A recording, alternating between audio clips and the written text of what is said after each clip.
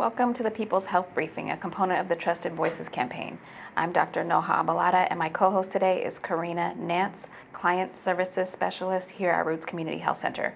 We are reporting to you from East Oakland for the week of November 23rd. As health professionals rooted in Oakland serving some of the people most vulnerable to getting and suffering from COVID-19, we are here to cut through the noise to give you the information you can use to make the choices that will keep you, your family, and your community as safe as possible. The goal of the People's Health Briefing is to empower you with our best knowledge and thinking every Tuesday morning. Please submit your questions in the comments, by direct message, or by email to admin@rootsclinic.org. This has been a rough month for COVID, and the month is not over yet. There have been over 3 million new coronavirus cases in the United States in the month of November alone. This is almost a quarter of the number of cases that we have seen in the United States since the onset of the pandemic. All of us in healthcare are bracing ourselves for the weeks and months to come. There are now over 27,000 cases of COVID in Alameda County and 499 COVID-related deaths. And there are now over 10,000 COVID cases in the city of Oakland. Here you can see daily cases from about mid-October to now. The last several days continue to be updated and will likely increase as more positives come in. But regardless, you can see that we are heading pretty quickly in the wrong direction. Similarly, you can see here hospitalizations, also from mid-October to now. Once again, heading in exactly the wrong direction. Right now, the county has about 38% of its ICU beds available, which is fair. We'd like to see this be even higher, and we will start to get worried when it gets down to 20 to 25%. So we will continue to keep an eye on this. Now, our testing sites and other testing sites across the county have been seeing demands like never before. In fact, on Friday, Roots testing site and 99th and East 14th tested more people than we have tested on any single day in the pandemic yet. This is due to a combination of factors. With the increasing case rates mentioned previously, that means more of you are getting that phone call from your friend, your coworkers, or contact tracers telling you that you've been exposed to someone who's COVID-19 positive and that you need to get tested. So we're glad you're doing that. It may be because you have symptoms that might be a cold or a flu, but they might also be COVID, so you're getting tested for that reason. And we're glad you're doing that. But if you are getting a test now so that you can go visit someone this weekend, we need you to understand the limitation and the flaws in that approach. First off, if you're going to visit someone who's vulnerable and you plan on having close contact with them, the safest thing to do is to quarantine for 14 days. Why? There's two reasons. One, the test does not become positive right away after you contract COVID. Two, you can contract COVID after you test negative. Either way, you'll think you're negative when in fact you're positive and contagious. The only way to truly guard against either of these scenarios is to quarantine for 14 days before close contact. Here you can see the basic timeline based on numerous studies and reports that have been gathered throughout this pandemic. Let's say you catch COVID-19 today.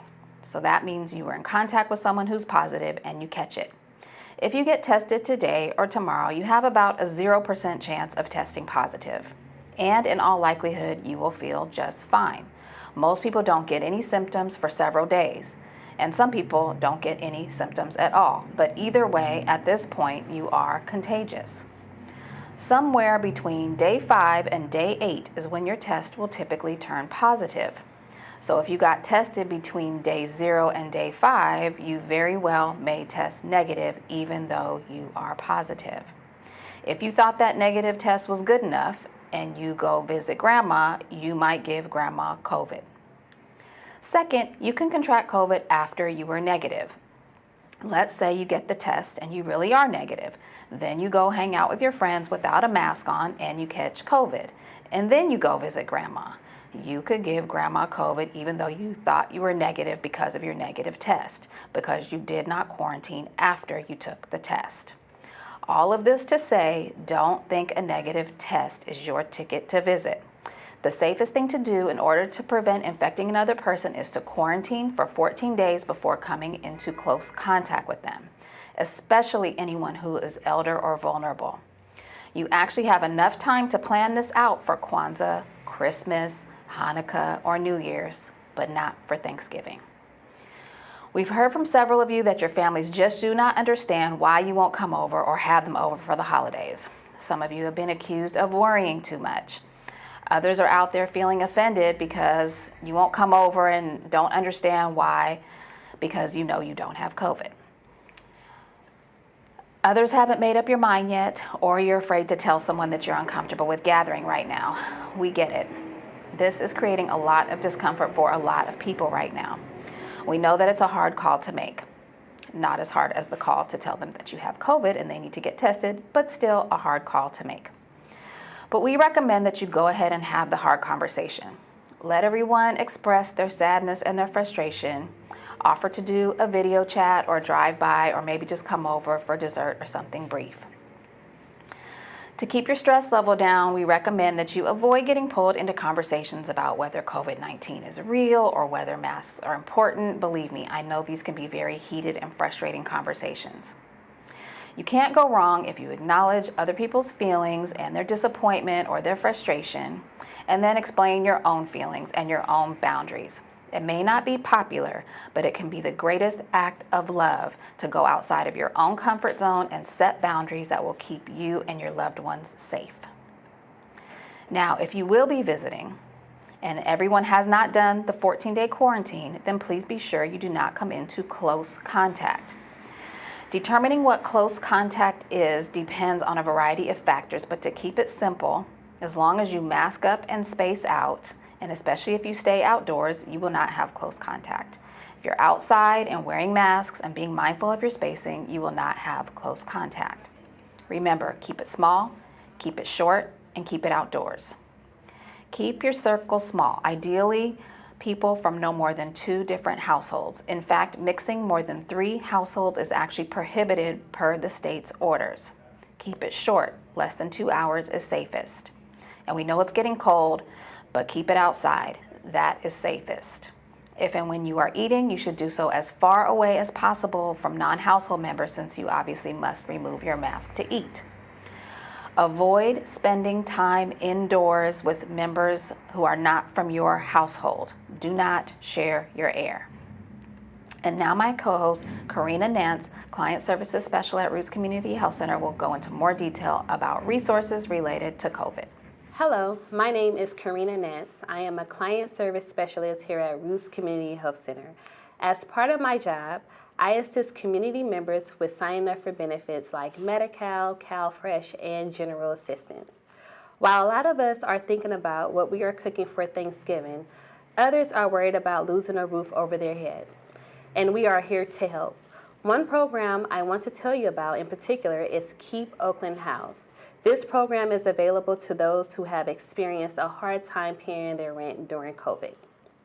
You must reside in Oakland, and you cannot live in public housing authority or subsidized housing.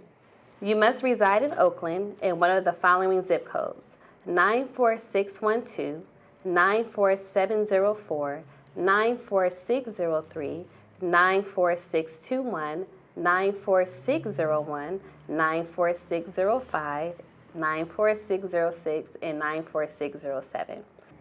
Through this program, you can receive up to $4,000 as a one-time support for past due rent.